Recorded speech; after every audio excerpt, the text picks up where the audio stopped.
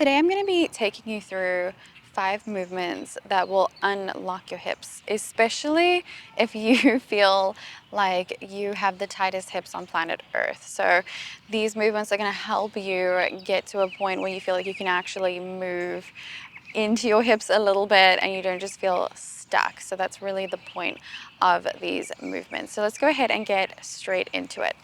So right away, you're going to bring your feet out in front of you, hip width distance, and you can play around with how much bend that you want. Lean back, and we're going to come into just a little bit of a windscreen wiper. But the difference here is that we're not just going to throw our legs from side to side. I want you to take a deep breath in here and lift through the chest. Exhale, send your knees over to the right, and then keep your right leg down. Lift your left, open, open, open until you can't anymore. So the point is to really, really open the hips before you let the other leg follow, and then send your leg over. Same thing, open up that right leg, open, open, open as much as you can, and then start to send your left over.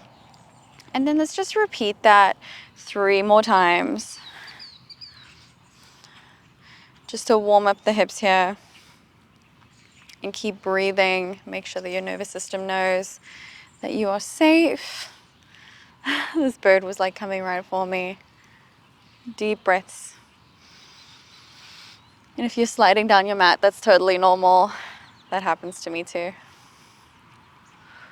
All right, and then right away, come to sit. Once you are on your right side, bring your right leg in front of you, your left leg back behind you into a 90-degree position. So your front leg is in a 45.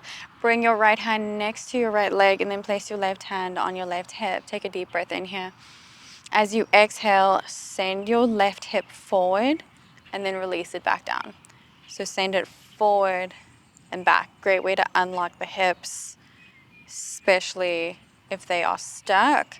If this is too much for you, just bring a pillow underneath your bum. Just lift up the side that you're sitting on. 3 more breaths here and then we'll switch. Take it slow. Don't force it.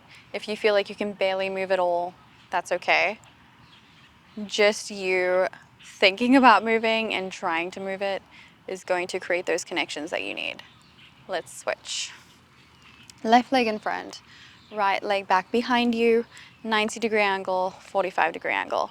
Left hand next to your left leg. Deep breath in. As you exhale, send that hip forward. Release it back down. Forward and down 2 more times. And forward and down. We're going to switch again, but this time 90-degree angle in the front, 90-degree angle in the back. So that just means that your front leg is out a little bit more. And then you're going to come to lean over. And again, if you need that pillow, just keep that pillow underneath. Take a deep breath in, lift and lengthen through the chest. As you exhale, you'll fold over your front leg and then lift back up. And again, just make sure that you do it within your range. Don't force anything. And we'll do this 5 times. So inhaling to lift, exhale to fold. Inhale, lift. Exhale, fold. Last 2.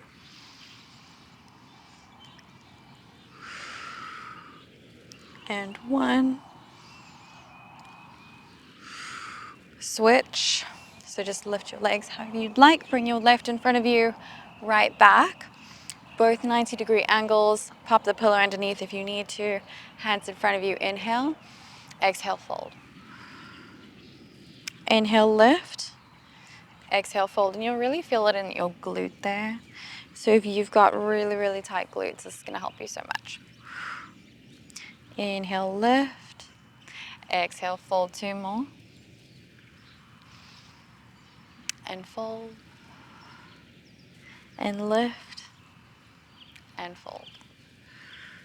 Lift all the way back up. Now you're going to bring your legs out as wide as you can, and that may even mean that they're really in front of you. They don't need to be in any specific place, and you can also bend your knees. So when we're practicing straddle, don't feel like you have to have your legs straight. Really, you just want to make sure that you're feeling a stretch on the inner thighs here. And what we're going to do is add in a tuck and arch. So basically a straddle cat-cow.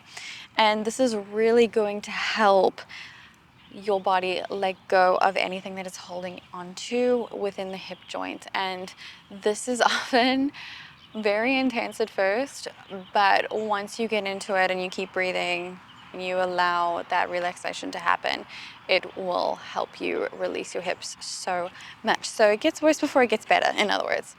So if you need to bend your legs, bring them more in front of you, play around with it. I just want you to feel that stretch. And then I also want you to be able to move your hips slightly. So once you've found your straddle, place your hands in front of you. Inhale, send your tailbone back as much as you can and allow your feet to internally rotate. Then as you exhale, tuck in your pelvis, round your spine, externally rotate your feet.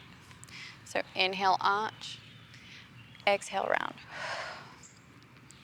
Inhale, arch, exhale, round. Inhale, arch, exhale, round. Two more. Inhale and exhale.